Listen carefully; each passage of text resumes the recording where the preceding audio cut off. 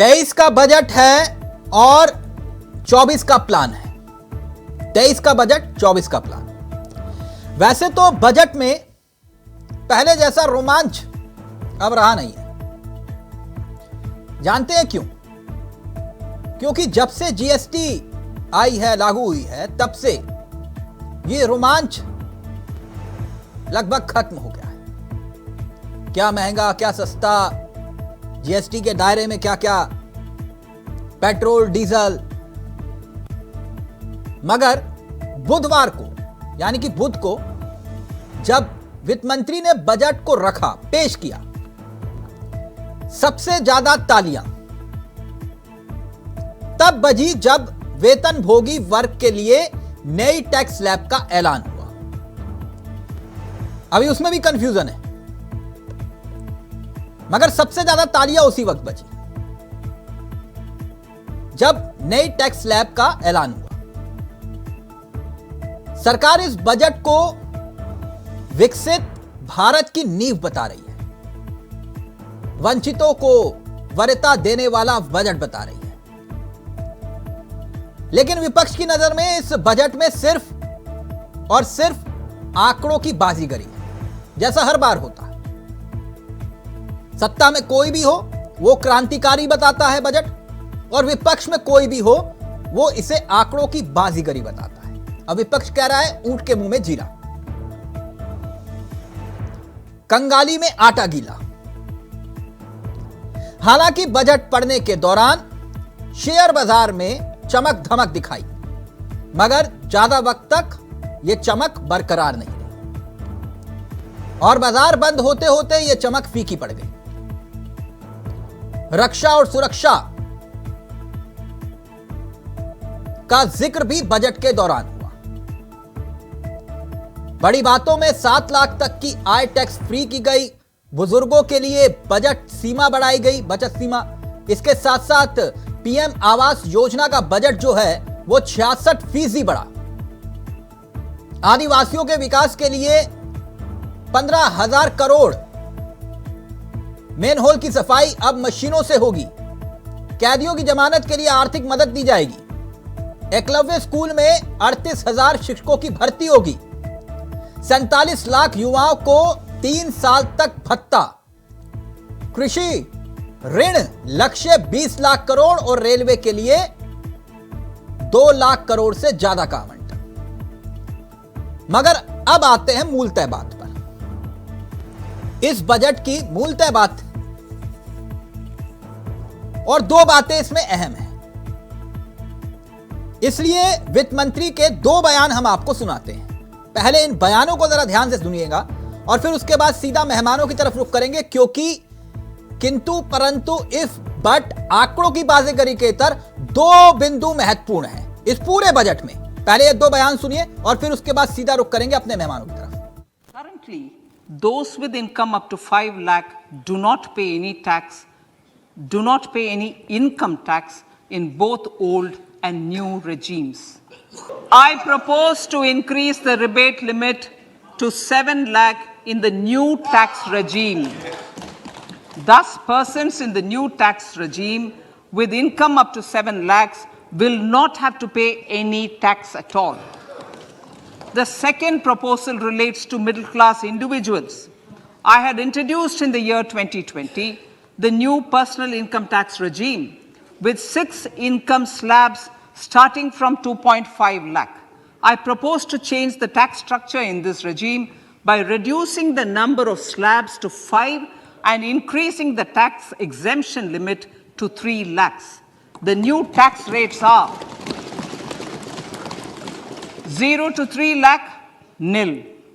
3 to 6 lakhs, 5%. 6 to 9 lakhs, 10%. 9 to 12 lakh, 15%. 12 to 15 lakhs, 20%. And above 15 lakhs, 30%. This will provide major relief to all taxpayers in the new regime. An individual with an annual income of 9 lakhs will be required to pay only 45,000 rupees. This is only 5% of his or her income. It is a reduction. During the COVID-19 pandemic, we ensured that no one goes to bed hungry with a scheme to supply free food grains to over 80 crore persons for 28 months. Continuing our commitment to ensure food and nutritional security, we are implementing from 1st January 2023 a scheme to supply free food grain to all Antyodaya and priority households for the next 1 year. Under PM Garib Kalyan Anna Yojana, the entire expenditure of about 2 lakh crore will be borne by the central government.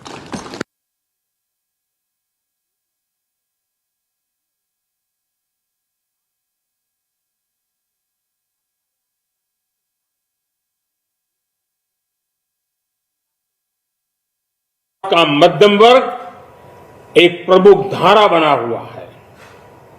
समृद्ध और विकसित भारत के सपनों को पूरा करने के लिए मध्यम वर्ग एक बहुत बड़ी ताकत है। जैसे भारत की युवा शक्ति ये भारत का विशेष सामर्थ्य है, वैसे ही बढ़ता हुआ भारत का मध्यम वर्ग भी एक बहुत बड़ी शक्ति है। मध्यम वर्ग को सशक्त बनाने के लिए हमारी सरकार ने बीते वर्षों में अनेकों निर्णय लिए और ईज ऑफ लिविंग को सुनिश्चित किया है। हमने टैक्स रेट को कम किया है, साथ ही प्रोसेस को सिंप्लीफाई, ट्रांसपेरेंट और फास्ट किया है। हमेशा मध्यम वर्ग के साथ खड़ी रहने वाली हमारी सरकार ने मध्यम वर्ग को टैक्स में बड़ी राहत दी है। आज जब मिलेट्स घर घर में पहुंच रहा है, पूरी दुनिया में पॉपुलर हो रहा है, तो उसका सर्वाधिक लाभ भारत के छोटे किसानों के नसीब में है और इसलिए आवश्यक है कि नए तरीके से उसको आगे ले जाया जाए। इसकी एक नई पहचान, विशेष पहचान आवश्यक है। इसलिए अब इस सुपर फूड को श्री अन्न की नई पहचान दी गई है।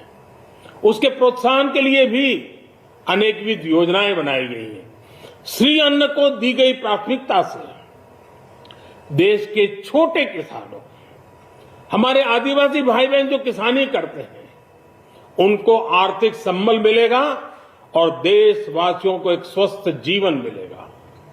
साथियों, ये बजट सस्टेनेबल फ्यूचर के लिए green growth, green economy, green energy, green infrastructure और ग्रीन जॉब्स को एक अभूतपूर्व विस्तार देगा।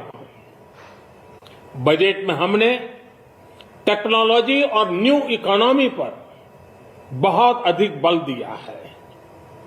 एस्पिरेशनल भारत आज road, rail, metro, port, waterways, हर क्षेत्र में आधुनिक इंफ्रास्ट्रक्चर चाहता है। नेक्स्ट जनरेशन इंफ्रास्ट्रक्चर चाहिए। 2014 की तुलना में इंफ्रास्ट्रक्चर में निवेश पर 400% से ज्यादा की वृद्धि की गई है। इस बार इंफ्रास्ट्रक्चर पर 10 लाख करोड़ रुपए का अभूतपूर्व इन्वेस्टमेंट भारत के विकास को नई ऊर्जा और तेज गति देगा। ये निवेश युवाओं के लिए रोजगार के नए अवसर पैदा करेगा, एक बहुत बड़ी आबादी को आय के नए अवसर उपलब्ध कराएगा। इस बजट में ईज ऑफ डूइंग बिजनेस के साथ साथ हमारे उद्योगों के लिए क्रेडिट सपोर्ट और रिफॉर्म्स के अभियान को आगे बढ़ाया गया है। एमएसएमई के लिए 2 लाख करोड़ रुपए के अतिरिक्त ऋण की गारंटी की व्यवस्था की गई है। इस सर्वस्पर्शी और विकसित भारत के निर्माण को गति देने वाले बजट के लिए मैं फिर एक बार निर्मला जी और उनकी पूरी टीम को बहुत बहुत बधाई देता हूं और देशवासियों को भी बहुत बधाई के साथ साथ मैं आह्वान करता हूं, आइए अब नया बजट आपके सामने है, नए संकल्पों को लेकर के चल पड़े। 2047 में समृद्ध भारत, समर्थ भारत, हर प्रकार से संपन्न भारत हम बना के रहेंगे। आइए इस यात्रा को हम आगे बढ़ाएं। कुल मिलाकर हमने आपको 6 बयान सुनाए। पहले 2 बयान थे वित्त मंत्री के और फिर उसके बाद देश के प्रधानमंत्री के। 2 बयान महत्वपूर्ण थे और इस बजट की पूरी कहानी को वही दर्शाते हैं जो 2 बयान हमने आपको शुरू में सुनाए। सीधा रुख करें अपने मेहमानों की तरफ। हमारे साथ इस वक्त देवेंद्र प्रमुख साहब जुड़ गए हैं जो कि बीजेपी के नेता हैं। हमारे साथ चंद्रमोहन शर्मा इस कार्यक्रम का हिस्सा बन चुके हैं, कांग्रेस के चेहरे हैं। हमारे साथ इस कार्यक्रम का हिस्सा है पंकज जायसवाल जी, अर्थशास्त्री हैं, और कुछ ही देर में हमारे साथ रमेश मोहन श्रीवास्तव जी इस कार्यक्रम का हिस्सा होंगे जो कि आम आदमी पार्टी के चेहरे हैं। जायसवाल जी, मैं राजनीतिक टिप्पणी बाद में लूंगा, लेकिन पहले जरा आपसे मैं एक बात समझना चाह रहा हूं, क्योंकि अर्थशास्त्र, समाजशास्त्र और राजनीतिक शास्त्र, ये दोनों बड़े दिलचस्प हैं। तो पंकज जी, मेरी आवाज आ रही है आपको? हाँ, मेरी आ रही है आपको? जी, आपका फ्रेम फ्रीज है इसलिए मैं समझ नहीं पाया था। पंकज जी, मैं एक बात समझना चाह रहा था आपसे। सत्ता पक्ष में कोई भी हो, जब भी बजट आता है वो कहता है सत्ता पक्ष की क्रांतिकारी है, ठीक, और विपक्ष कहता है कि ये आंकड़ों की बाजीगरी है। सत्ता में चाहे कोई भी रहा हो, उसके लिए क्रांतिकारी बजट होता है और विपक्ष के लिए आंकड़ों की बाजीगरी। जरा पहले मुझे इस बजट का निचोड़ समझाइएगा, क्योंकि मैंने 2 बयान सुनाए। जितना मैं समझ पाया, इस बजट में एक तो राशन और दूसरा टैक्स स्लैब, बाकी सब तो ठीक है, लेकिन ये 2 महत्वपूर्ण बिंदु हैं जिसे मैं समझ पाया। आपका आकलन क्या कहता है?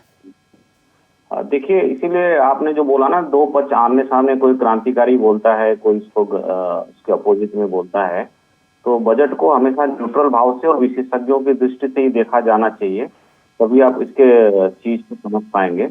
और जहां तक मैं बजट को देख पा रहा हूं, ये budget basically lower middle class के लिए बना है। और जो इंडिया का जो बड़ा पॉपुलेशन है, जिसकी जो आय है 6 से 7 लाख रुपए सालाना है, 8 लाख रुपए सालाना है। मेट्रो छोड़ दीजिए, मेट्रो को छोड़ के रेस्ट एरिया जो 90% है, उसमें एक बहुत बड़ा पॉपुलेशन की आय जो है 9 लाख से नीचे, 8 लाख से नीचे है, तो उनको एक बड़ी राहत मिली है, उनको 0 टैक्स हो जाएगा। तो लोअर मिडिल क्लास के लिए बजट जो है काफी अच्छा माना जाएगा। अपर मिडिल क्लास के लिए बजट उतना अच्छा नहीं है जो उन्होंने न्यू रिजीम और टैक्स रिजीम लाया है, क्योंकि अगर आपके बहुत ज्यादा इन्वेस्टमेंट है, बहुत ज्यादा टैक्स की छूट है, बहुत ज्यादा एग्जम्पशन आप ले रहे हैं, तो आपको न्यू रिजीम में नहीं मिलना है। लेकिन जो दूसरा सेगमेंट है, जो लोअर मिडिल क्लास का सेगमेंट, उसका साइज बड़ा है, वो मेरुदंड है। उस मेरुदंड को मजबूत करने का काम जो है सरकार ने किया है। जैसे टैक्स का प्लस 7 लाख तक एक मैसेज भी गया है कि हमारी जो एवरेज आप देखेंगे, ये वाला जो टैक्स स्लैब वाला, अभी मैं उस पर आऊंगा तो बड़ा, क्योंकि उसमें भी काफी घालमेल है और उससे हाँ, सरकार पीठ थपथपा रही है, विपक्ष कह रहे हैं कि नहीं ये पीठ मत थपथपाई, कहानी कुछ और है। अभी मैं उस पर भी आऊंगा, लेकिन मैं जरा आपसे एक बात समझना चाह रहा था कि ये जो पूरा का पूरा बजट है, क्योंकि अर्थशास्त्र के नजरिए से तो ठीक है, लेकिन राजनीतिक शास्त्र में फिट बैठता है कि नहीं? यानी राजनीतिक शास्त्र में भी फिट बैठता है, क्योंकि आप देखेंगे कि पूरे बजट में पूरे इकोसिस्टम के विकास की बात की गई है। दूसरा, जो मुफ्त राशन का जो अनाउंसमेंट है वो 1 साल के लिए और बढ़ाया गया है। हाँ। इसके अलावा आप देखेंगे जितने भी घोषणाएं हैं, जैसे कृषि के लिए उन्होंने एग्रीकल्चर क्रेडिट के लिए 20 लाख करोड़ की घोषणाएं की हैं। इसके अलावा आप देखेंगे कि युवाओं के लिए उन्होंने एग्रो स्टार्टअप एम्प्लॉयमेंट के लिए उन्होंने एग्रो स्टार्टअप की बात की है कि युवा जो है कृषि की तरफ बढ़े। उन्होंने उसके स्टोरेज की बात की है, कृषि फंड की व्यवस्था की बात की है, किसानों का उन्होंने अच्छा खासा ख्याल रखा है। उन्होंने बागवानी की बात की है, किस तरह से उसका मार्केट बढ़ाएंगे उसकी बात की है। तो किसानों का उन्होंने अच्छा ख्याल रखा है। जो उन्होंने इंफ्रास्ट्रक्चर में फंड उन्होंने अनाउंस किया है, चाहे आप रेलवे इंफ्रास्ट्रक्चर की बात करिए, रोड इंफ्रास्ट्रक्चर की बात करिए, एयरपोर्ट इंफ्रास्ट्रक्चर की बात करिए, सारे पेमेंट तो आपको नीचे की तरफ पेमेंट होंगे ना, उसको सारे पेमेंट जो है रिसीट यानी के कुल नीचे की तरफ मिलाकर जाएंगे। आपके मुताबिक में 100 में से आपके मुताबिक कितने नंबर मिलने चाहिए इस बजट को? नहीं, मुझे लगता है कि 9 नंबर मिलने चाहिए इनको। अच्छा, एक 10 नंबर में में से 9 इसलिए नंबर। काट रहा हूँ क्योंकि शहरी मध्य वर्ग जो है वो जो न्यू रिजीम के अलावा ओल्ड रिजीम में जो टैक्स की उम्मीद देख रहा था वो नहीं दिया उन्होंने। हाँ, अदरवाइज ओवरऑल मैं इसको सही मानता हूँ क्योंकि ये इकोनॉमी को मजबूत करेगा। चाहे इंफ्रास्ट्रक्चर के थ्रू आप पैसा डालो, आप 13.7 लाख करोड़ आप इंफ्रास्ट्रक्चर में डाल रहे हो, तो पैसा तो व्यापारियों के हाथ में ही जाने वाला है ना, उससे रिस्क वो लेबर के हाथ में आने वाला है, हाँ। तो नीचे तक वो पैसा जाने वाला अच्छा, है। यानी MSME 10 में से 9 उन्होंने नंबर देंगे आप इस बजट को? क्या चीज? 10 में से 9 नंबर देंगे आप? हाँ, 10 में से 9 नंबर दूंगा। 10 में से 9 नंबर, ठीक। चंद्रमोहन शर्मा जी, शर्मा जी कैसे हैं आप?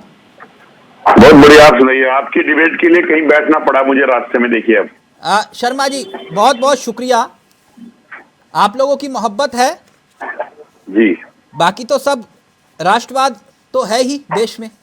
तो मैं एक बात समझना बिल्कुल। चाह रहा था आपसे, आप लोग सत्ता में होते थे तब आप यही बात बोलते थे जो प्रमुख साहब आजकल गुनगुना रहे हैं कि ये बजट क्रांतिकारी बजट है। पिछली बार वाला भी क्रांतिकारी था, इस बार वाला भी क्रांतिकारी है, और आप लोग कह रहे हैं कि ये ऊंट के मुंह में जीरा है और आंकड़ों की बाजीगरी है। क्योंकि प्रमुख साहब के पास मैं जाऊंगा, मूलतः मैं 2 बिंदु समझ पाया, 2 बिंदु समझ पाया, क्योंकि मुझे कुल मिलाकर ये अर्थशास्त्री हूं नहीं मैं जी। अर्थशास्त्र को मुझे समझ तो नहीं आता। हाँ, चुनाव शास्त्र मुझे समझ में आ जाता है थोड़ा बहुत। आप लोगों के बीच में रहकर यह सौभाग्य मुझे हासिल हो गया कि चुनाव शास्त्र समझ लो, अर्थशास्त्र बाद में। जी। अब मैं चुनाव शास्त्र पर ही आता हूं और मैं अपने सहयोगी से चाहूंगा, जरा निर्मला सीतारमण जब टैक्स स्लैब का जिक्र कर रही थी, सबसे ज्यादा तालियां तब बजी थी, और पूरे देश में यह खबर है कि यही सबसे बड़ी खबर है? अभी इसका भी मैं निचोड़ दूंगा कि यह सबसे बड़ी खबर नहीं है, बड़ी खबर कुछ और है। पहले जरा मैं प्लीज अपने सहयोगी से चाहूंगा, जो तालियां जब बजी थी पहले जरा वो सुनिए तालियां, फिर इस तालियों की कहानी भी बताऊंगा। Currently, those with income up to 5 lakh do not pay any tax, do not pay any income tax in both old and new regimes. I propose to increase the rebate limit to 7 lakhs in the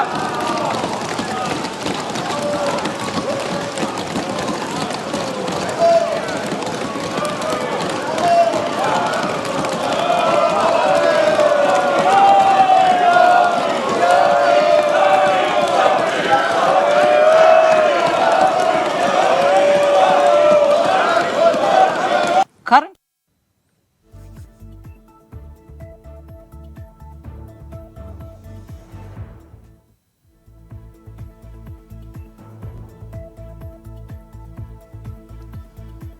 तो पूरे देश में इस विषय को लेकर चर्चा है जब सदन तालियों की गड़गड़ाहट से गूंज उठा था। टेबल थपथपाते हुए सत्ता पक्ष इन तस्वीरों में दिखाई देता है, और देश के प्रधानमंत्री भी उस ऐलान के बाद खुश होते हैं जहां पर टैक्स स्लैब का जिक्र है, और देश में चर्चा यह है कि यही सबसे बड़ी खबर है। ठीक चंद्रमोहन शर्मा जी? जी बिल्कुल। मैं जवाब दूं? अब जवाब दीजिएगा आगे। यह थोड़ी सी भूमिका थी, क्योंकि पूरे देश में यही चर्चा है कि यह टैक्स स्लैब ही सबसे बड़ी खबर है ना। खबर यह है कि आजादी के बाद, क्योंकि मैं चुनाव शास्त्र की बात कर रहा हूं, यह अर्थशास्त्र मुझे समझ में नहीं आता, 1 और 1 11, 2 और 2 5 है। आजादी के बाद अब तक का सबसे बड़ा बजट घाटा अनुमानित है लगभग 17 लाख करोड़ का। ठीक, गलत होऊंगा जायसवाल जी टोक दीजिएगा। मोदी सरकार ने 80 करोड़ लोगों को मुफ्त राशन 1 साल और जारी रखने का ऐलान किया है, यानी कि योजना अब 31 मार्च 2024 तक जारी रहेगी। ठीक, जितनी मेरी राजनीतिक समझ कहती है यह बजट चुनावी बजट के लिहाज से इसलिए महत्वपूर्ण है क्योंकि चुनाव राशन और शासन पर फिर होगा। आप बताइए शर्मा जी, यह बड़ी खबर है या टैक्स स्लैब बड़ी खबर है? देखिए, चुनाव राशन और शासन पे होगा, ये तो आप बिल्कुल ठीक कह रहे हैं तिलक भाई, क्योंकि आप एक विख्यात पत्रकार हैं और आपकी दृष्टि जिस विषय पे जा रही है ठीक जा रही है। लेकिन ये बजट जो इस बार सरकार ने अपना नवा बजट पेश किया, जो आखिरी बजट की तरफ कगार चला गया, ये कहीं ना कहीं खोखला, अर्थहीन, आधारहीन और अंतहीन, जैसे ना आंखों से अंधा बजट था। जिस बजट पर राष्ट्रवाद की परिभाषा के अंदर इंग्लिश शब्दों को हटाकर हिंदी शब्दों का समावेश करते चली गई वित्त मंत्री, और श्री अन्ना बाजरा, श्री अन्ना ज्वार, श्री अन्ना ये, और उसके ऊपर तालियां बजती चलेगी। उसके अंदर जहां किसानों के लिए जिस एमएसपी की बात, जिस डबल इनकम की बात सरकार ने करी, जो किसान मजदूर की बात करी, उसके ऊपर उसके लिए उनके पास कुछ नहीं था। देश के अंदर बेरोजगारी के लिए उनके पास कुछ नहीं था। देश के अंदर महंगाई के लिए सरकार के पास कुछ नहीं था। देश के अंदर जो ग्रोथ गिरी, जो डीपीडी ग्रोथ का डाउन आना, जो यूपीए सरकार पे 2.2 थे और इनके टाइम पे 6.8 हो गई, उसके लिए इनके पास कुछ नहीं था। और था टोकला, सिर्फ देश की जनता को बहरूपे की तरह लूटना और अपने मित्र मंडलियों को घुमा फिराकर फायदा देना। वो प्रमाणित करता हूं कैसे। इलेक्ट्रॉनिक गाड़ी सस्ती कर देना, क्या देश के 80 करोड़ जनमानस जिनको 5 किलो अनाज फ्री दिया जाता है, क्या वो स्लैब में आएंगे? पहला प्रश्न। उसके बाद देश के अंदर, जिस देश के अंदर वित्त मंत्री और देश के प्रधानमंत्री हीरा सस्ता कर दें और आटा खाने वाला जो यूपीए सरकार में 14 रुपए उसे 35 रुपए कर दें, जो कड़वा तेल 48 रुपए उसे 200 रुपए कर दें और उसे सुहाना बजट कहें, तो वो उनको मुबारक, देश की जनता को मुबारक नहीं। तो कहीं ना कहीं सरकार जो पिछले दूसरे टर्म में कंफ्यूज रही, यू टर्न लेती रही, मेरा मानना है कि इस बजट के अंदर भी सरकार को यू टर्न लेना पड़ेगा, क्योंकि 80 करोड़ जनमानस के लिए जो आपने 5 किलो राशन की बात करी, तो आप ये खुद मानते हैं कि 145 करोड़ जनमानस में 80 करोड़ जनमानस एक गरीबी रेखा के ऊपर आता है। उसी पे जीडीपी ग्रोथ के अंदर 50% वही 65% का इजाफा करता है और 1% की वृद्धि हो जाती है इनकम के अंदर। तो वो मित्र मंडलियों को प्रॉफिट करता चला गया। देश का आधारहीन बजट सरकार की चमचागिरी और चापलूसी के अंदर तख्ता बजाता चला गया। शर्मा जी, कोरोना काल और कोरोना काल के बाद मैंने कहा ना, ये अर्थशास्त्र तो मेरी समझ में बहुत कम आता है। ये तो बड़े बड़े विद्वान बैठे हुए हैं, बड़े बड़े चैनल में हैं, गुलाबी अखबार वाले हैं। आप जिससे पूछे एसोचैम और सब 10 में से आपको 8 नंबर 7 नंबर पक्के होते हैं। लेकिन मैं आपसे सिर्फ इतना जान रहा हूं, आप कितनी भी यात्राएं निकाल लीजिए, कितना भी घर घर पहुंच जाइए, कितना भी ये वादा ऐलान कर दीजिए कि प्रमुख साहब ने तबाह कर दिया देश, कुछ नहीं हुआ, विकास रुक गया, लेकिन यहां मसला रोटी का है, राशन का है। मेरी बात समझ रहे हैं आप? ये प्रत्यक्ष देखी मेरी बात है। मैं तभी ये बात कह रहा हूं, मैं तभी वो चर्चा लेकर ही नहीं आया जीडीपी इतनी हो गई, जीडीपी इतनी हो जाएगी, है शेयर बाजार इतना हो गया, शेयर बाजार ना। खबर ये है कि भाई जिस राशन का जिक्र मैं खुद देख कर आया उत्तर प्रदेश चुनाव के वक्त, यही मुद्दे आपने चुनाव के वक्त भी गिनाए, जो आपने, मैंने रोका नहीं टोका नहीं, आज भी गिनवा रहे हो। तब भी जनता ने, ताऊ से मैंने पूछा किसको वोट, बोले कि भूखे मर जाते अगर मोदी ना होता तो। समझ रहे हो आप इसकी बात? मेरी बात समझ रहे हो आप? यात्राएं निकालिए, करंट ले आइए, लेकिन मुद्दा यही है, आप मानिए या ना मानिए। मैं ये कह रहा हूं शर्मा जी, बिल्कुल ठीक कह रहे हैं आप तिलक भाई। पूर्वांचल में संत कबीर नगर में जब हम लोगों के घर पहुंचे तो ताऊ ने कहा कि भूखे मर जाते कोरोना काल में अगर मोदी ना होता तो। ये है मुद्दा। मैं तभी कह रहा हूं अर्थशास्त्र और चुनावी शास्त्र दोनों अलग अलग बातें हैं। गलत तो नहीं बोला शर्मा जी? देखिए, मनरेगा का बजट घटा देना क्या उसको चैलेंज नहीं करता तिलक भाई? फिर आप ये मुद्दे जब कोई व्यक्ति ये बोले कि भैया अगर मोदी ना होता तो भूखे मर जाते, वोट तो वहीं देंगे। मैं आपसे ये पूछ रहा हूं, वही योजना आप सरकार आगे बढ़ा के ले गई और आप कह रहे कि नहीं मुद्दे तो ये बड़े हैं। योजना उठा के ले गई, लेकिन जवाब तो सरकार दे जी। कि पिछले 2 टर्म की सरकार के अंदर सरकार के रहते हुए अगर हर चीज मजबूत हुई, इंफ्रास्ट्रक्चर मजबूत हुआ, अगर देश सरकार कहती है ये मजबूत हुआ, तो फिर 80 करोड़ जनमानस को 5 किलो राशन देने की क्या आवश्यकता है? देश के प्रधानमंत्री भी बताएं, वित्त मंत्री भी बताएं, फिर क्या आवश्यकता है? ठीक। अगर देश के अंदर जीडीपी ग्रोथ बढ़ गई और उसकी रिपोर्ट पॉजिटिव आ रही है और विपक्ष गलत कह रहा है, कुछ पत्रकार गलत कह रहे हैं, फिर 80 करोड़ जनमानस को 5 किलो राशन देने की जरूरत क्यों पड़ गई? प्रमुख साहब बता दें। हाँ ठीक, प्रमुख साहब से ही पूछ रहे थे। प्रमुख साहब कैसे हैं आप? मैं अच्छा हूं तिलक सर। प्रमुख साहब देखिए, शर्मा जी तो नाराज हो रहे हैं। हमने तो कहा है कि सरकार कोई भी हो बजट लेकर आती है वो क्रांतिकारी होता है, ठीक। विपक्ष में जो होता है कहता है कि ऊंट के मुंह में जीरा, आटे में कंगाली में आटा गीला, ठीक। अब ये लोग भी वही कह रहे हैं जो आप लोग 2014 से पहले बोलते थे। लेकिन मैं एक महत्वपूर्ण बिंदु पर आया, और आप जानते हैं कि मेरा वो पत्रकारिता वाला वो वाली कहानी है ही नहीं, जो ग्राउंड पर देखा वही बोला, ठीक। चुनाव और चुनाव शास्त्र, अर्थशास्त्र अभी थोड़ा किनारे रख दें। आप मुझे एक बात समझाइए, क्योंकि भारत का रहने वाला हूं, भारत की बात कर रहा हूं।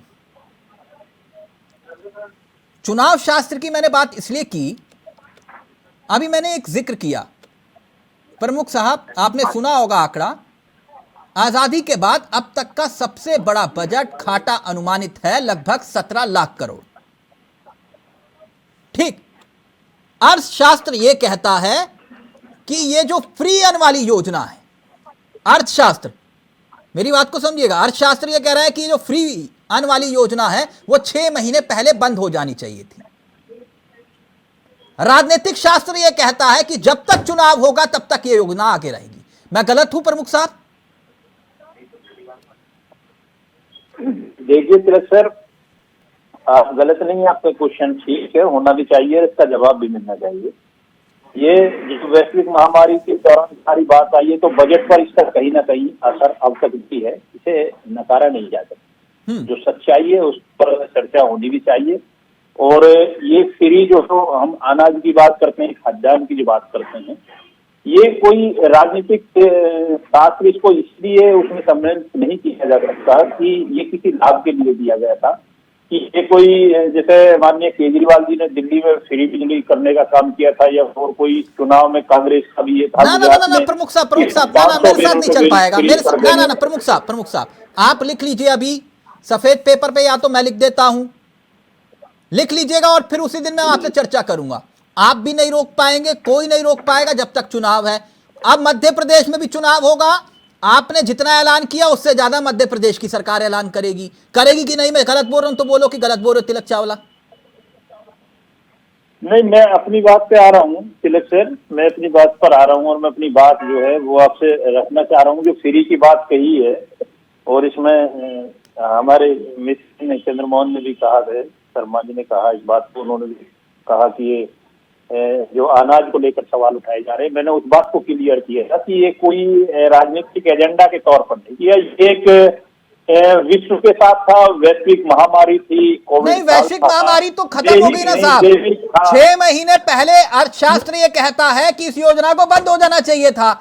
आज भी आप कह रहे हैं कि 1 साल और योजना को चलाएंगे। मैं ये समझ रहा हूं ये अर्थशास्त्र है या राजनीतिक शास्त्र है, आप घुमा क्यों रहे हो? तिलक सर, अभी कहाँ खत्म होगी? अभी देखिए चाइना का क्या हाल है।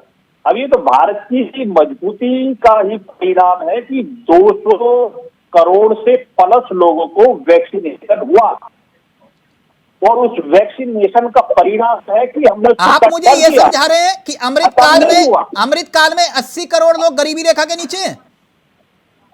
नहीं, गरीबी रेखा से नीचे का कोई मतलब नहीं है इसमें, इस बजट से उसका कोई संबंध नहीं है। ये जो संबंध यही है ना कि राशन से शासन मिलेगा? नहीं, ये भी नहीं है, ये भी नहीं है। ये चीज मैं स्पष्ट कर रहा हूँ, मैं तो सच के साथ बोलता हूँ, आपकी तरह मैं भी सच के साथ बोलता हूँ। कभी कभार मुझे पार्टी की गाइडलाइन से अलग हटकर भी कुछ बात स्वीकारनी पड़ती है, जब स्वीकारने लायक है। बात का 80 करोड़ जनमानस को 5 किलो राशन देने का, या उससे महामारी की अवस्था का बेनिफिट लेने का? नहीं, अच्छा क्वेश्चन है आपका चंद्रमोहन जी, लेकिन बेनिफिट कौन क्या लेता है ये तो समय बताएगा। पर मैं ये क्लियर कर देता हूँ कि ये जो 80 करोड़ लोगों को, फिर दोहरा रहा हूँ आपको, ये कोई राजनीतिक नहीं, ये मजबूरी थी, ये एक दैविक आपदा थी, दैविक नहीं दैविक, जो पूरी दुनिया ने झेल ली है, आज तक झेल रही है। बहुत लोग, बहुत कंट्री अभी खड़े नहीं हो पाए। आज ये भारत के नेतृत्व की माननीय प्रधानमंत्री जी मेहनत का परिणाम है। जैसे तिलक सर ने कहा था, अकमौली जी ना होते तो भूखे मर जाते हम लोग। ये कोई गलत नहीं कहा, उन्होंने सही कहा था। ये नेतृत्व था उस समय, नहीं जिस नहीं समय नहीं, ये धारणा थी। देखिए प्रमुख साहब, मेरे कंधे पे पट्टे बंदूक मत चलाइए। अवस्था का बैरीवुड ना उठा प्रमुख भाई। कंट्रियों ने कहा था कि भारत में स्थिति सबसे भयानक होगी, लेकिन वही विश्व कंट्री नाइल में लगकर मदद मांग रही थी। ठीक, रमेश मोहन श्रीवास्तव जी, फिर मैं जायसवाल जी आपके पास आ। रमेश मोहन श्रीवास्तव जी बहुत देर से जुड़े हुए, एक मिनट रमेश मोहन श्रीवास्तव जी भी हैं, एक मिनट रमेश मोहन श्रीवास्तव जी, मैं तो तब भी समझ गया था, मैं अब भी समझ गया हूं, मैं अभी भी अपनी लाइन पर हूं। मैं जब सोचने के बाद ही अपनी बात को रखता हूं। अभी भी आप देख लीजिए, जब केजरीवाल जी सबसे पहले कमजोर नब्ज देखते हैं और वही दबा देते हैं, कहते हैं उसी को दबाओ और उसी को दबाए रखो। दिल्ली में सबसे कमजोर नब्ज ढूंढते हैं, हाथ रखते हैं और कहते हैं कि जब तक दबाए रखो, जब तक इलाज की बात हम ना कर दें, और बताओ कि सबसे बड़े डॉक्टर हम ही हैं। अब यही बीजेपी कर रही है, फ्री राशन का जिक्र। आपने कहा फ्री बिजली, फ्री पानी, वोट हमें दो, छप्पर फाड़ के वोट मिले। अब यह कह रहे हैं कि फ्री राशन की गारंटी हमारी, कोई भूखा ना मरेगा। मैंने गलत तो नहीं पढ़ा बजट? जितना मैं समझ पाया, मुझे लगा कि इससे बड़ी कोई खबर ना है उसमें। ये सब कह रहे हैं कि ये टैक्स स्लैब, उस पर भी मैं आऊंगा, जायसवाल जी से समझूंगा। बताइए रमेश जी, मैं गलत हूं?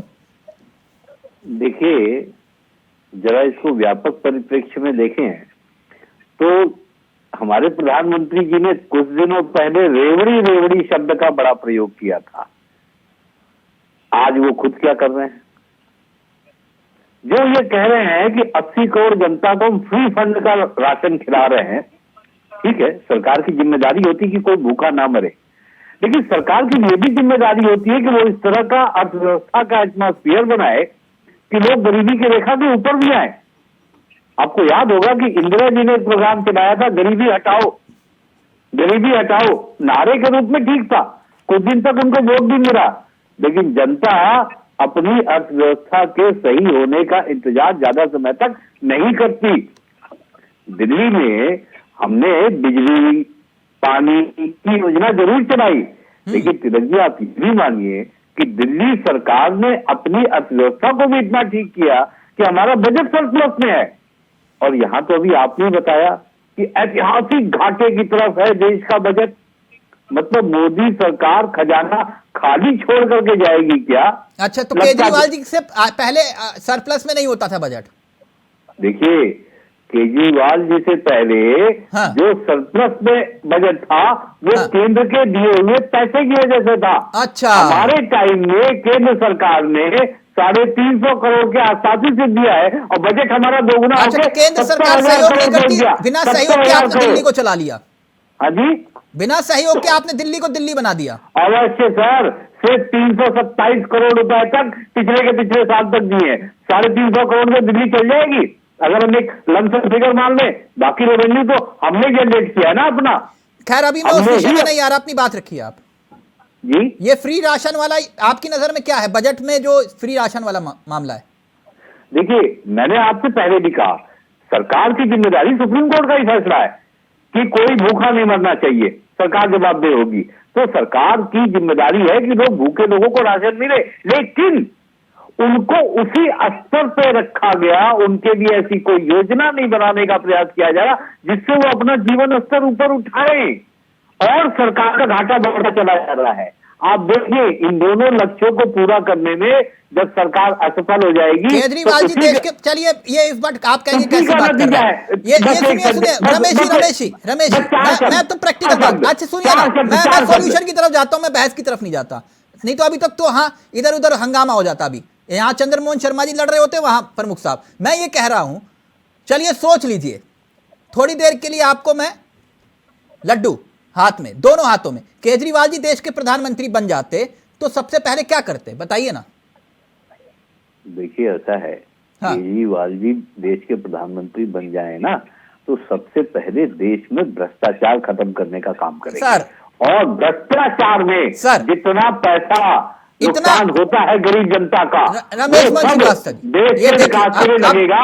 मैं आपसे एक बात फिर ये कहना चाहता मेरे हूं, साथ नहीं होता। दिक्कत यही है, अभी फिर मैं लोकायुक्त लोकपाल पर चला जाऊंगा तो फिर जवाब देना भारी पड़ जाएगा, है सर ना? बना हुआ है, सर बना हुआ है, हाँ पता है मुझे, सर बना हुआ है। पता है मुझे सर, बच्चों की कसम पता है मुझे। रुक जाइए, अब ब्रेक ले रहा हूं मजबूरन। ब्रेक के उस पार अमृत काल के बजट का ही जिक्र करेंगे, अमृत बरसा या नहीं। एक ब्रेक ले रहे, ब्रेक के उस पार जायसवाल जी आपके पास आ रहे हैं।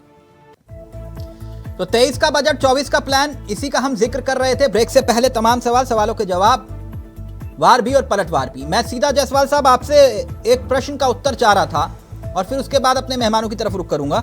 ये जरा टैक्स स्लैब जो हम चला रहे हैं, प्लीज जरा फुल स्क्रीन करिएगा। इसको लेकर जोरदार तालियां सदन के भीतर बजी और इस टैक्स स्लैब को लेकर तमाम तरह की बातें, दावे और वादे किए जा रहे हैं। कहा जा रहा है कि ये सबसे बड़ी खबर यही है। तो सबसे जरा दर्शकों को यह समझाइए, इस टैक्स स्लैब का मतलब क्या है? ये ओल्ड टैक्स रिजीम और न्यू टैक्स रिजीम, ये 2020 के बजट की व्यवस्था है। और पुरानी टैक्स रिजीम में क्या था कि अगर आप पुरानी टैक्स रिजीम को ऑप्ट करते हैं तो आपको जो जितनी भी छूटें पहले से मिल रही थी, एपीसी का 1.5 लाख का छूट है, एचआरए का 2-3 लाख का छूट मिल जाता है, आपका इंश्योरेंस बीमा के बहुत सारे छूट मिल जाते हैं, आपने अगर घर लिया है, घर पे ब्याज दिया है, उसका छूट मिल जाता है, आप जो होम की ईएमआई की किस्त प्रिंसिपल अमाउंट पेमेंट करते हो उसकी छूट मिल जाती है। इफेक्टिवली क्या होता था, 9-10 लाख रुपए का है तब भी आपका टैक्स बड़ा कम बनता था, कई बार नहीं भी बनता था। तो सब छूटों के साथ ओल्ड टैक्स रिजीम में टैक्स का इम्पैक्ट कम आता था। उन सब छूटों को हटा के गवर्नमेंट ने बोला कि भाई उतना डॉक्यूमेंट वेरिफिकेशन करने की क्या जरूरत है, अगर आप कोई छूट नहीं लेते, क्योंकि छूट लेने के लिए आपको सर्टेन इन्वेस्टमेंट करना था, सर्टेन डॉक्यूमेंट अगर छूटनी होती तो प्रोड्यूस करना हो सकता था। तो वो कागज पत्थर के लफड़े से दूर करने के लिए सरकार ने एक सिंप्लीफाइड स्कीम लाई कि भाई अगर आप ये नए रिजीम में, इस स्लैब में आपके total income without taking any exemption, without taking any छूट, कोई इन्वेस्टमेंट प्रूफ की जरूरत नहीं है क्योंकि आपको बेनिफिट उसका लेना नहीं है। तो उन्होंने थोड़ा सा रेट कम करके नया टैक्स रिजीम लाया कि 2.5 तक कोई आपको टैक्स नहीं, 2.5 से 5 तक 5% ऐसे करके, 5 से 7.5 तक 7.5%, ऐसे 2.5 लाख का इंक्रीमेंट करके प्रोग्रेसिव टैक्स स्कीम लाया। लेकिन वो क्या रहा था कि उससे लोगों को टैक्स ज्यादा पड़ रहे थे क्योंकि वो सारी छूटें नहीं मिल रही थी। अच्छा, तो ये राहत है मिडिल क्लास को, अपर मिडिल क्लास को ये राहत है, आप ये कह रहे हैं? क्या कह रहे हैं? अपर मिडिल क्लास को ये राहत है? नहीं, अपर मिडिल क्लास को राहत नहीं मिला है इस छूट से, क्योंकि अपर मिडिल क्लास ने लगभग इन्वेस्टमेंट करके रखा है तो उनको कोई छूट नहीं मिला। हाँ, लोअर मिडिल क्लास को राहत है क्योंकि वो 7 लाख 8 लाख की सैलरी के नीचे तक लोअर मिडिल क्लास आता है और उनका इन्वेस्टमेंट भी उतना नहीं रहता। अगर 8 लाख रुपए किसी की कमाई है तो 1.5 लाख का इन्वेस्टमेंट नहीं करेगा वो, ठीक, या वो इतनी ईएमआई नहीं भरेगा। तो 7-8 लाख तक जिनकी इनकम है, 9 लाख तक जिनकी इनकम है, उनको राहत है। जितने अपर मिडिल क्लास वाले हैं, जिनका ठीक इन्वेस्टमेंट ज्यादा है, उनको कोई राहत नहीं है। ठीक, मेरा चश्मा प्रमुख साहब है ही उल्टा। प्रमुख साहब, मेरे साथ समस्या यह है कि मेरा चश्मा ही उल्टा है। जिस उल्टे चश्मे से मैं देख पा रहा हूं, अब आपको उसी चश्मे को सीधा करना है। जितनी बात मैं जायसवाल जी की समझ पाया, कुछ समझ में आई और कुछ मेरी समझ से निकल गई। अब मुझे एक बात समझाइएगा, सबसे ज्यादा तालियां जब इस टैक्स स्लैब का ऐलान हुआ, सबसे ज्यादा तालियां बजाई आपके नेताओं ने, देश के प्रधानमंत्री जी ने बजाई, हमारे प्रधानमंत्री जी ने बजाई। ठीक, सबसे बड़ी खबर यही कह रहे हैं सब लोग। प्रमुख साहब, ठीक हूं ना मैं? अब मुझे एक बात समझाइएगा, आपने कहा कि ये राहत है और देश भी इस बात को जानना चाहेगा, उत्सुक होगा, तभी मैं इस विषय को आगे लेकर आया हूं। जिस वक्त यह ऐलान किया गया, सबसे ज्यादा देश ने देखा कि टेबल पे हाथ लगे सबके, सबने कहा कि बहुत बढ़िया। अब देश को आप यह भी बताएंगे कि जिस देश में 25 करोड़ से ज्यादा लोग महीने में 10,000 रुपए भी नहीं कमाते, जिस देश में आप 80 करोड़ लोगों को फ्री में राशन देते हैं, ऐसे कितने लोगों की आय सालाना 7 लाख है? ऐसे कितने लोगों की आय 5 लाख है? और कितने बड़े वर्ग को इस स्लैब से लाभ पहुंचेगा? क्या यह महत्वपूर्ण बिंदु है कि नहीं? प्रमुख साहब, देश को यह भी तो जानने का अधिकार है कि कितने लोगों की आय सालाना 7 लाख रुपए है और कितने लोगों की आय 5 लाख रुपए है सालाना। 25 करोड़ लोग जो हैं वो महीने में 10,000 रुपए भी नहीं कमाते। फिर कौन है, कितने फायदा मोड़ रहा है और कितने प्रतिशत लोग हैं? देखिए तिलक सर, मैं आपकी बात से सहमत होते हुए एक चीज और क्लियर करता हूं। और जायसवाल जी ने जो चीज की है, क्योंकि जिनका जो काम है उसको वही करें, फिर इसे राजनीतिक परिचित होने लगता है। 25 करोड़ लोगों का आपने आंकलन कर दिया। इस देश में 130 करोड़ लोगों से ज्यादा संख्यक जो आबादी हमारी जनसंख्या है वो बड़ी संख्या में है। हम विश्व में पहले दूसरे नंबर की देश की जनसंख्या के रूप में खड़े हैं। और अपर को सबने कहा है, और आपके लोअर की बात भी आई है कि उसमें दोनों को फायदा होना है। बीच में जो मिडिल क्लास का है उसको भी सब देखना है। तो जिस तरीके से ये किया गया 2.5 लाख के वो 3 जो क्लियर किए हैं, जायसवाल जी ने बता दिए हैं आपको कि किस किस स्थिति में होना है। और बजट के बाद जो है इस पर बैठकर खासकर अर्थशास्त्री जो बुद्धिजीवी वर्ग है उनको ये चीज क्लियर करनी है। क्योंकि ये 1 घंटे की डिबेट अगर हम सुनना चाहें तो हम सब बात रख सकते हैं, क्लियर की कोई गारंटी होती नहीं किसको कितना लाभ हुआ। लेकिन निश्चित ये है कि देश के बुद्धिजीवी वर्ग ने, शिक्षित वर्ग ने और अर्थशास्त्री ने इस बजट की सराहना की है। आप टैक्स स्लैब का जिक्र कर रहे हैं प्रमुख साहब, मैं इसलिए जिक्र कर रहा हूं। पूरे देश में सबसे बड़ी खबर यही है, टैक्स स्लैब का ही जिक्र कर रहा हूं। तो क्या ये मालूम होना चाहिए ना कि 7 लाख कमाने वाले कितने लोग हैं हमारे देश में? और जब पूरे देश में ही अगर 10,000 लोग, 25 करोड़ लोग जो हैं वो 10,000 रुपए भी नहीं कमा पाते। नहीं, ये देखिए आपका ठीक है, बिल्कुल क्वेश्चन बनता है तिलक सर। इस क्वेश्चन को क्लियर करने के लिए कोई अर्थशास्त्री अपने तरीके से एक चीज क्लियर करे किसको कितना लाभ हुआ, वो मुझसे अच्छा कर सकता है। सर आप कह रहे हैं ना ये कामयाबी है, तो मैं कामयाबी समझना चाह रहा हूं। 166 हमारे देश, सर ये समझिए, इंडिया और भारत का मैं जिक्र क्यों कर रहा हूं। इंडिया और भारत का 166 अरबपति हैं, 166 अरबपति हैं हमारे देश में, और 20 करोड़ गरीबी रेखा के नीचे हैं। 23 करोड़ दिन में 375 रुपए प्रतिदिन नहीं कमा पाते। 10% की आबादी जो है वो 57% कमाई की हिस्सेदार है, और 50% वाले जो हैं उनके हाथ में महज 13% कमाई आती है। मैं इसलिए पूछ रहा हूं ये 7 लाख वाले हैं कौन जिनके लिए टेबल थपथपाई जाती है? ये आपने क्लियर कर दिया ना सारी चीज। इसमें मेरे लिए बच्चा क्या है, आपने सारी आबादी परसेंटेज के हिसाब से क्लियर कर दी। कितने करोड़ का है, कितने करोड़ का है, कैलकुलेट हो जाएगा, क्लियर होकर आ जाएगा। मैं तो ये कहता हूं कि आप इसे 7 लाख वाले तक ही क्यों ले जा रहे हैं। ये बजट बड़ा है, शानदार बजट है। बजट में सबके लिए कुछ ना कुछ है, बजट में सबके लिए कुछ ना कुछ है। और पिछले बजट से आप होकर बजट आया है। और निश्चित जो है, मैं ये कहना चाहता हूं तिलक सर कि कई चीजों से लड़ने के बाद पूरा विश्व जो है आर्थिक रूप से विश्व के पटल पर, जैसे भारत ने जीडीपी के स्थान पर अपने आप को ग्रोथ करते हुए आज भी 5वें स्थान पर विकसित देशों की कंट्री में उनसे ऊपर खड़ा होकर खड़ा किया है। ये सफलता ही तो है। पिछले बजट का परिणाम सफलता ही तो है ये। क्या ये सफलता नहीं है? हम दुनिया की 5वीं सबसे बड़ी अर्थव्यवस्था हैं। आपको तो गर्व करना चाहिए। आप सरकार पर सवाल उठा रहे हैं। अब मुद्दे पे आ जाइए, तिलक जी, मैं वकालत करता हूं। आप एक चैनल है जिसमें आप काम करते हैं, जॉब करते हैं, महीने में आपको तनख्वाह मिलती होगी। एक छोटी सी टेबल बना दीजिए। क्या टेबल बनानी है कि 2021 में आटा किस भाव आप लाते थे और अब किस भाव ला रहे हैं, पेट्रोल किस भाव लाते थे, अब किस भाव ला रहे हैं, तेल खाने वाला किस भाव लाते थे, अब किस भाव ला रहे हैं, देसी घी किस भाव लाते थे, अब किस भाव ला रहे हैं। और जितने तेजी के अनुपात में जीवन के लिए इन जरूरी चीजों का दाम बढ़ा है, क्या उसी अनुपात में आपको मिलने वाली आमदनी भी बढ़ी है? अगर ऐसा नहीं हुआ है जवाब दीजिए तो इसका मतलब 2 काम हो रहे हैं। प्लीज एक मिनट और। इसका मतलब 2 काम हो रहे हैं। या तो तिलक जी आप अपनी इन्वेस्टमेंट कम कर रहे हैं, डिपॉजिट कम कर रहे हैं, जिससे आपका भविष्य खतरे में पड़ रहा है। दूसरा, आप अपने जरूरी खर्चों में कमी कर रहे हैं, जिसका अर्थ या तो आपके बच्चों के भविष्य पड़ रहा है या आपके स्वास्थ्य पे पड़ रहा है। प्रमुख साहब, देखिए रमेश जी बिल्कुल एडवोकेट हैं, वकील हैं, सम्मानित हैं, उनका सम्मान होना चाहिए। उनकी बात को काटना इतना आसान नहीं। आप जो है एक अच्छे एंकर हैं, बहुत बुद्धिजीवी हैं, वो एडवोकेट है।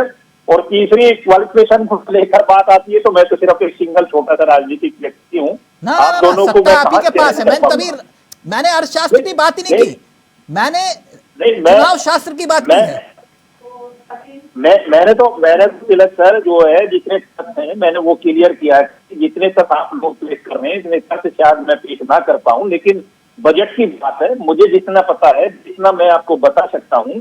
और रमेश सर ने जिस तरह से क्लियर किया है कि उन्होंने बताया कि आप महंगाई से निकाल दीजिए। प्रमुख साहब देखिए, हमारी वित्त मंत्री निर्मला जी ने कहा ना अमृतकाल आ गया। अच्छा तो चलिए इतना ही बता दीजिए दर्शकों को कि बजट से कितना अमृत बरसा। देखिए बजट से मैं ये देना चाहता हूँ तिलक सर, मैं देखिए कभी कभार जो है वो तथ्य जरूर पेश करना चाहिए।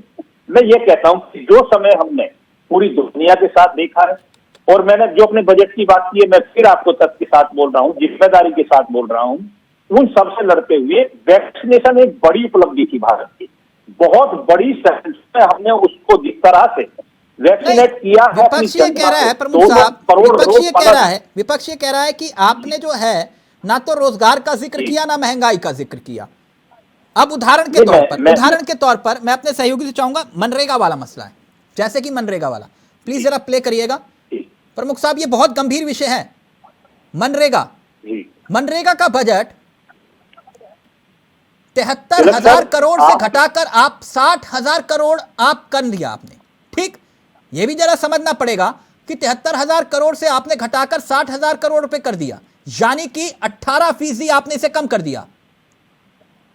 प्रमुख साहब स्क्रीन पर, प्रमुख साहब ये आंकड़ा इसलिए महत्वपूर्ण है क्योंकि आप रोजगार के अवसर देने का जिक्र कर रहे हैं, और रोजगार के अवसर देना सबसे ज्यादा मनरेगा ने भूमिका निभाई, तभी तो शहरी मनरेगा तक का जिक्र किया गया, और आप यहां पे मनरेगा का बजट कम कर रहे हैं। तिलक सर मैं एक चीज और क्लियर करता हूं, आप जिस तरह के एंकर हैं, आपकी जो क्वालिटी है, ये आप फेमस भी इस वजह से कि जब कोई बच्चा, कोई आपका जो है स्टूडेंट आपका जवाब दे रहा हो तो आपको उसमें बीच में रोक दो एक बार, वो लाइन से उतर जाएगा, और ये आपकी क्वालिटी है। और ये जीत का कारण भी होता है आपका कि आपके सामने प्रवक्ता को हारना पड़ता है। हालांकि हम बहुत लोगों से लड़ जाते हैं, भिड़ जाते हैं, लेकिन आपकी ये क्वालिटी है कि आप हार और जीत वाली बात ही नहीं कर रहा। नहीं प्रमुख साहब, मैंने आपको रोका नहीं, टोका नहीं, मैंने आपकी कोई लय नहीं बिगाड़ी। मैं आपसे मैंने छोटा सा पूछा, आप रोजगार देने की बात कर रहे हैं, मनरेगा का बजट कम हो गया। पहले ये बजट जो है पिछले साल का मैं जिक्र करूं 98,000 करोड़ था, और पिछले साल 8 महीने में ये बजट खत्म हो गया था। मैं एक चीज मैं आपको क्लियर कर रहा था, 1 घंटे की डिबेट में कितनी बात क्लियर हो सकती है, आपको भी पता बहुत बड़ा मामला है। मैं कोशिश कर रहा था, लेकिन आपने मुझे आउट किया कि मैं ये इतने मुद्दे के साथ तथ्य के साथ लेकर आ रहा था, जीडीपी से लेकर महंगाई की भी वहां चर्चा होनी थी। लेकिन उससे पहले आपने एक बहुत शानदार क्वेश्चन डाल दिया कि वो गूगली गेंद है, और गूगली पर जो है कम से कम जो हाई स्पीड से बैटिंग करता बैट्समैन वो धोखा खाता। मेरे जैसा आदमी छक्का का बहुत शौकीन है, और आपने गूगली डाली है मेरे बीच में मुझे रोकने के लिए कि मैं बता रहा था आपको, तथ्य के साथ मैं बोल रहा था, उससे पहले आपने मुझे मनरेगा ला दिया। मनरेगा तो मैं भी अच्छा मानता हूं, लेकिन परिवर्तन एक बहुत बड़ी चीज है। देश में बड़ी चीजों में बड़े बड़े परिवर्तन हुए तिलक सर, कोई ज्यादा बजट मनरेगा का नहीं घटाया गया, उससे अलग कई चीज नई लाई गई है जो रोजगार उत्पन्न करने का काम है, जो युवाओं को रोजगार देगा और देश को महंगाई से बचाने में अहम भूमिका निभाएगा। वो चाहे किसान से लेकर, अगर चर्चा करें यहाँ अर्थशास्त्र का मामला फिर जाना जाता है कि मेरी बात राजनीतिक हो जाएगी। अगर इस पर कोई अर्थशास्त्री तो मनरेगा की बात आप कही है कि आपने कुछ करोड़ रुपए की बात की है कि कम किया गया, लेकिन कई चीज बढ़कर आई है, उन पर भी तो चर्चा होनी है ना सर। शिक्षा स्वास्थ्य में कटौती हुई है, शिक्षा में जो आपका बजट है 2.5% से घटकर जो है अब जो है 2% के आसपास हो गया। स्वास्थ्य में जो है 2.220% था, वो घटकर लगभग 2% हो गया। नहीं, हमने शिक्षा में और स्वास्थ्य में दोनों में कोरोना के बाद अप किया है काफी। हमने देश के हर प्रदेश में आपने देखा है कि मेडिकल की सीटें बढ़ाने का काम किया है। हमने एम्स देने का काम प्रदेश वाइज कर रहे हैं। उत्तर प्रदेश जैसे जिसमें 2 एम्स ढूंढने में पूरे प्रदेश में नहीं थे, आज 30+ वहां रनिंग में है। ये मेरे सब पास काम वक्त जो है, है, मैं ये जायसवाल सब जी के चीजें पास हम कर जाऊं, रहे हैं। मैं जायसवाल जी के पास जाऊं, लेकिन प्रमुख साहब एक बात, यानी कि नया नाम अमृत पीढ़ी, पुराना नाम युवा पीढ़ी, ठीक? अमृत काल में अमृत पीढ़ी हो गया जो युवा पीढ़ी थी। काम नहीं मिला तो क्या हुआ, नाम तो मिल गया कि नहीं? नहीं, अब आपसे जीतने के लिए तो फिर बड़ी बहस की जरूरत है। सर कहाँ जीतने देंगे, आप नाम बदल दीजिए, हमें तो काम करना है। कहा सर आपकी नाम ही इच्छा तो, है जो रखे, क्यों? अमृत आपने रखें, नाम नहीं बदला, मुगल आप गार्डन युवा नहीं रखें। चलिए ठीक, नहीं ठीक। क्योंकि यार शास्त्री यहाँ पंकज जी, मैं चुनाव शास्त्र में बार बार चला जा रहा हूं, है ना? उधर जा रहे हैं। जरा मुझे समझाइए जो बात मैंने समझनी चाहिए। फाइनल कमेंट आपका। मनरेगा पे मैं बोलना चाहूंगा। जी। एक तो मैं इसलिए इसको 9 नंबर दिया क्योंकि एक स्कीम पे आपने चर्चा नहीं की। एक पीएम ने जो विश्वकर्मा सम्मान की बात की है जी, वो बेसिकली क्या है, जब रूरल एरिया में या कस्बे के एरिया में जब ये कारपेंटर है या प्लम्बर है, ये समुदाय जब इंपावर होता है तो स्टील इंडस्ट्री से लेके बिल्डिंग मटेरियल से लेके टेक्सटाइल इंडस्ट्री तक में ग्रोथ होता है। और ये लोअर इनकम ग्रुप होता है, तो ये इंपावर होगा तो इकोनॉमी नीचे से ऊपर की तरफ बढ़ेगी। तो इसलिए मैंने इसको अच्छा बोला है। दूसरा जो मनरेगा की बात आपने की है, मनरेगा में भले ही 60,000 करोड़ का जो है इन्होंने इस बार प्रोविजन किया है, लेकिन मनरेगा में हमेशा से ट्रेंड रहा है कि सरकार जो बजट में प्रोविजन करती है, जब उसका रिवाइज स्टेटमेंट करती है तो बजट बढ़ जाता है। जैसे पिछली बार उन्होंने 73,000 करोड़ का प्रोविजन किया था, और जब रिवाइज स्टेटमेंट लाया तो 90,000 89,400 करोड़ हो गया जी। तो ये 60,000 करोड़ नहीं रहने वाला है, ये बढ़ने वाला। अब तक का ट्रेंड यही बताते हैं। पिछली बार तो 8 महीने पहले ही बजट खत्म हो गया था। नहीं, अभी जो आप रिवाइज स्टेटमेंट देखेंगे ना, तो पिछले बार का बजट का 73,000 था, अभी 89,000 हो गया है। ठीक, 60,000 करोड़ पे नहीं रहने वाला। दूसरा ये मैं आपको बताता हूँ अमाउंट गवर्नमेंट ने क्यों कम किया होगा। सर वक्त इजाजत नहीं दे रहा। मैं जानता हूं प्रमुख साहब बिल्कुल सही कह रहे थे कि वक्त चाहिए, लेकिन रमेश मोहन श्रीवास्तव जी, चंद्रमोहन जी, आप लोग मानिए या ना मानिए, अभी कैमरा ऑफ होगा तो आप ये बात कहेंगे कि हाँ तिलक चावला तुम सही बोल रहे थे, ये अर्थशास्त्र नहीं, ये चुनाव शास्त्र है। और चुनाव शास्त्र संकेत दे रहा है कि यह चुनाव फिर से फ्री राशन वाली योजना पर ही होगा। चाहे कितनी भी यात्रा निकाल लीजिए, मसला पेट का है। अगर इसका कोई रास्ता निकाल सकते हो तो निकाल लो। बजट का इतना ही मूल मंत्र है। शर्मा जी, बस कहानी यही है। बहुत बहुत शुक्रिया आप सभी का। वक्त इजाजत नहीं दे रहा। थैंक यू सो मच, बहुत बहुत शुक्रिया। फिलहाल मुझे दीजिए इजाजत। 23 का बजट और 24 का प्लान। नमस्कार, जय हिंद, जय भारत।